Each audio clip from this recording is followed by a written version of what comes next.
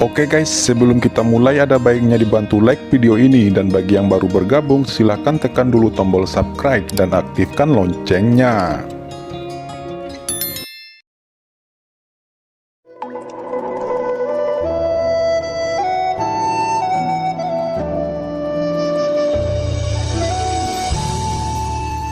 Secara alami, Qin Chen tidak akan memperhatikan undangan ini dan menolak semuanya.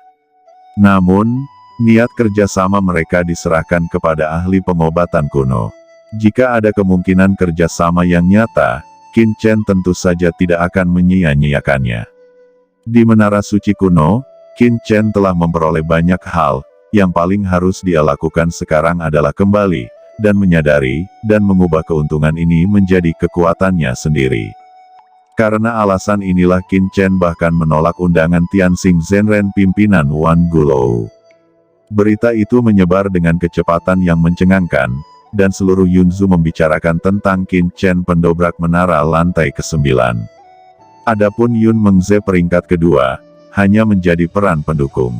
Tentu saja, selain mengungkapkan keterkejutan atas pencapaian Qin Chen, banyak orang di prefektur juga mengejek Qin Chen secara diam-diam, mengatakan bahwa Qin Chen tidak tahu apa yang baik atau buruk, karena tidak mau bergabung dengan Departemen Seni Bela Diri, dan tetap bersikeras pada penilaian refiner. Selain itu, perjanjian antara Master Chu Ye dan Qin Chen tersebar luas, tidak hanya di Yunzu, tetapi bahkan di beberapa negara bagian sekitarnya. Di rumah utama prefektur Yunzu saat ini, Yun Mengze menghancurkan kursi kayu cendana berbintang dengan pukulan, dia gemetar karena marah. Sial! Qin Chen ini benar-benar sialan.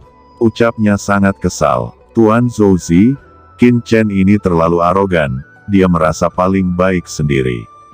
Ucap Li Wanshui mengertakkan gigi dan berkata, Qin Chen terlalu kuat, begitu kuat sehingga dia bahkan kehilangan harapan untuk membalas dendam, dan dia juga panik. Yun Mengze berkata, saya telah mengirim seseorang untuk menyebarkan berita tentangnya dan taruhannya dengan Chu Ye, tetapi masih terlalu sulit untuk menjatuhkannya. Jawab Yun Mengze mengertakkan gigi, jika dia bisa, dia ingin mengirim seseorang untuk membunuh Qin Chen sekarang. Tapi dia juga tahu bahwa sekarang Qin Chen sedang diperhatikan oleh banyak orang. Seorang Yunzu Zouzi tidak boleh melakukan hal seperti itu, jika tidak, maka akan mempengaruhi seluruh keluarga Yun. Pada saat ini, suara agung terdengar. Karena kamu tidak bisa membunuhnya, kenapa kamu tidak ingin memenangkan hatinya? Ucap sosok tinggi berjalan masuk, seperti dewa abadi, memancarkan suasana yang terkenal di dunia. Ayah, ucap Li Wanshui dan Yun Mengze buru-buru memberi hormat. Ayah, apakah kamu membiarkan aku berteman dengan anak itu? Ucap Yun Mengze mengangkat kepalanya dengan rasa tak percaya. Apa yang salah dengan itu? Jawab Yun Dongguang, penguasa prefektur Yunzu. Dia tersenyum dingin dan berkata, karena Qin Chen itu tidak pernah bertentangan dengan istana Yunzu kita. Satu-satunya hal yang bisa menjadi alasan adalah konfliknya dengan keluarga api jiwa. Tatapan Yun Dongguang jatuh pada Li Wanshui. Li Wanshui hanya merasa kedinginan, dan ketakutan yang tak terlukiskan muncul dari lubuk hatinya. Tuan Negara, keluarga api jiwa saya bersedia menerima perintah Tuan. Ucap Li Wanshui buru-buru berlutut, tubuhnya gemetar, dan hatinya ketakutan.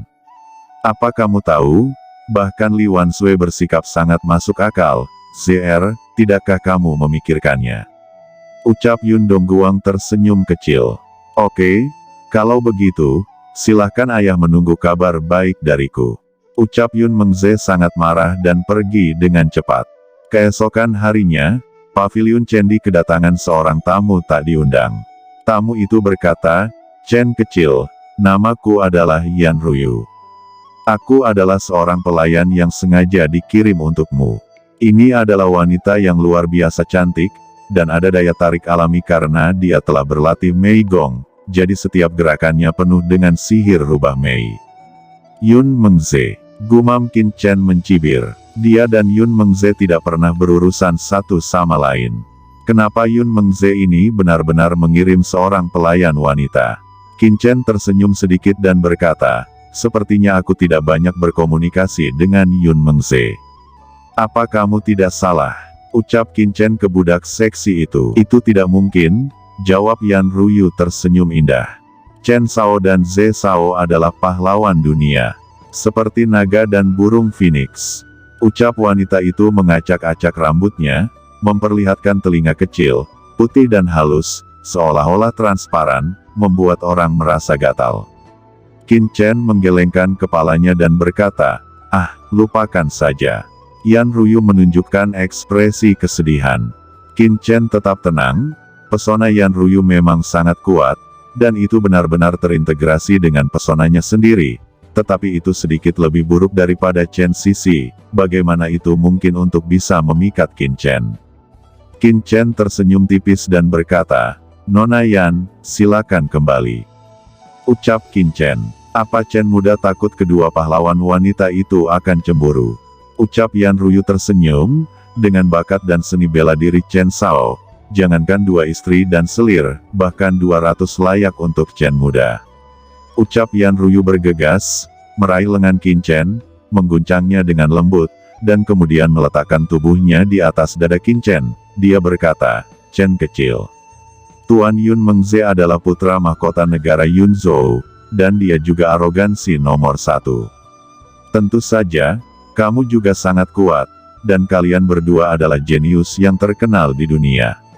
Ketika saatnya tiba, kalian akan belajar dan berlatih bersama, dan akhirnya menjadi pemuncak. Kalian akan mencaplok ibu kota negara bagian di sekitarnya." Yun Mengze berkata padaku, dia berjanji untuk memberi Anda negara bagian dan membiarkan Anda menjadi pemilik negara bagian tersebut. Selama Anda setuju untuk bekerja sama dengannya. Ucap Yan Ruyu menggoda. Qin Chen tersenyum tipis dan berkata, "Aku tidak tertarik, karena aku adalah pria yang akan menjadi guru suci di masa depan. Apakah kamu tidak terlalu meremehkanku?" Jawab Qin Chen. Yan Ruyu tercengang. Guru suci adalah penguasa surga, bertanggung jawab atas sebuah alam, dan bahkan seorang sosok guru suci dapat menghancurkan alam semesta. Sedangkan arogansi tertinggi seperti Yun Mengze, hanya bisa ditargetkan menjadi orang suci surgawi. Itu pun jika beruntung. Jadi kata-kata Qin Chen benar-benar membuat Yan Ruyu takut. Dia berkata, "Chen kecil, itu adalah ambisi yang sangat besar." Ucap Yan Ruyu tertegun lama sebelum dia tergagap, tetapi kalimat ini jelas bukan pujian. Qin Chen berkata, "Jika Yun Mengze dapat membantu saya naik ke tingkat guru suci, maka saya akan mempertimbangkan untuk bertemu dengannya. Jika tidak, jangan membuang waktu saya." Ucap Qin Chen menyebutkan harganya. Mendengar itu, Yan Ruyu hampir menamparnya. Dia benar-benar tidak punya apa-apa untuk dikatakan lagi. Yan Ruyu akhirnya bangkit, dan pergi dengan sedikit bingung. Ini adalah pertama kalinya dia menjadi sangat buruk di depan seorang pria. Dan ini juga pertama kalinya dia kembali dengan tangan kosong. Ini telah menjadi pukulan besar baginya. Dia bertanya-tanya, apakah pesonanya telah memudar? Qin Chen akhirnya bisa tenang. Namun, siapa yang tahu dalam 1 jam kemudian, seseorang datang berkunjung lagi. Yun Mengze datang mengunjunginya secara pribadi, dengan Li Wanshui di sampingnya. "Saudara Chen," sapa Yun Mengze begitu masuk. Dia tersenyum, seolah-olah dia adalah seorang teman lama. Qin Chen mengangguk dan membalas, "Saudara Yun, bicarakan saja, aku masih sangat sibuk." Ucap Qin Chen. Wajah Yun Mengze berkedut, tapi dia dengan cepat kembali normal. Dia tersenyum dan berkata, "Saudara Chen, saya di sini kali ini, terutama untuk meminta maaf kepada Anda. Karena selama penilaian menara suci kuno, Yun Mo mengatakan beberapa hal yang tidak sopan. Jadi tolong jangan menganggapnya serius." Ucap Yun Mengze. "Oke, aku menerima permintaan maafmu." Jawab Qin Chen mengangguk dan berkata lagi, "Apa saudara Yun memiliki hal lain untuk dikatakan?" Tanya Qin Chen. Yun Mengze tersenyum lagi dan berkata, "Yunmu mendengar bahwa saudara Chen dan keluarga api jiwa memiliki beberapa kesalahpahaman, jadi saya dengan sengaja membawa wanita tertua dari keluarga api jiwa untuk meminta maaf. Wan Sui, segera meminta maaf kepada saudara Chen. Ucapnya memarahi Li Wan Sui dengan tatapan dingin. Li Wan Sui gemetar, menahan penghinaan dan membungkuk, lalu berkata, "Sao Chen, maafkan aku." Ucap Li Wan Sui, ada air mata yang mengalir di rongga matanya, dan dia menahannya dengan kuat, tidak membiarkannya mengalir. Qin Chen menggelengkan kepalanya di dalam hatinya. Wanita ini benar-benar menyedihkan. Nenek moyang dari keluarga api jiwanya telah terbunuh, dan dia harus meminta maaf kepada musuh-musuhnya. Surga memang tempat di mana yang kuat memakan yang lemah. Jika Anda memiliki kekuatan, akan selalu menempati kebenaran tertinggi. Tapi Qin Chen tidak memiliki simpati untuk keluarga api jiwa. Qin Chen berkata, "Tidak apa-apa, meskipun orang-orang dari keluarga api jiwamu sangat arogan, sok, dan suka membunuh, tetapi bagi orang-orang yang tidak menyinggung saya, bagi saya tidak masalah, karena saya bukan penjahat." Pemuda ini sebenarnya hanya membela diri waktu itu. Anda harus mengerti apa yang saya katakan. Ucap Qin Chen melambaikan tangannya dengan santai, kemudian dia berkata lagi, "Karena semuanya sudah berakhir, mari kita sambut para tamu." Ucap Qin Chen, "Tunggu sebentar, kali ini Yun Mo datang ke sini, ada satu hal lagi yang penting untuk ditanyakan. Anda dan saya adalah arogansi dunia, masa depan kita sangat cerah, aku mewakili keluarga Yun saya untuk bergabung dengan Pavilion Chen di Anda, untuk menciptakan masa depan yang lebih baik, bagaimana tentang itu?" Ucap Yun Mengze tampak serius dan menatap Qin Chen dengan ekspresi harapan. Postur tubuhnya sangat tulus, dan antusiasme semacam itu akan melembutkan hati orang. Qin Chen menatap Yun Mengze 2 kali. Qin Chen tersenyum tipis seraya berkata, "Saya tidak punya ambisi. Aku hanya ingin menjalani hidupku dengan aman. Saya hanya khawatir saya tidak bisa memenuhi harapan saudara Yun. Sekarang saya sedikit lelah, jadi silakan kembali." Ucap Qin Chen dengan santai. Ekspresi Yun Mengze berubah menjadi dingin dan suram, dia belum pernah serendah ini sebelumnya, dan ditolak berulang kali. "Saudara Chen, jangan lupa, meskipun Anda telah melewati lantai 8 menara suci kuno, Anda belum menjadi murid pekerjaan surgawi." Ucap Yun Mengze, "Saya hanya ingin memberitahu saudara Chen bahwa di Yunzu, bukanlah tempat yang damai, jadi jika saudara Chen setuju untuk bekerja sama dengan keluarga Yun saya, sebagai penguasa Yunzu, kami akan menjaga saudara Chen agar tetap aman, jika tidak." Ucap Yun Mengze memperingatkan dengan makna yang berat. Qin Chen tertawa dan berkata, "Masalah keselamatanku, jangan khawatir tentang itu." Ucap Qin Chen, "Jika ini masalahnya, maka semoga saudara Chen beruntung." Ucap Yun Mengze berbalik dan pergi, ekspresinya tiba-tiba menjadi sangat dingin.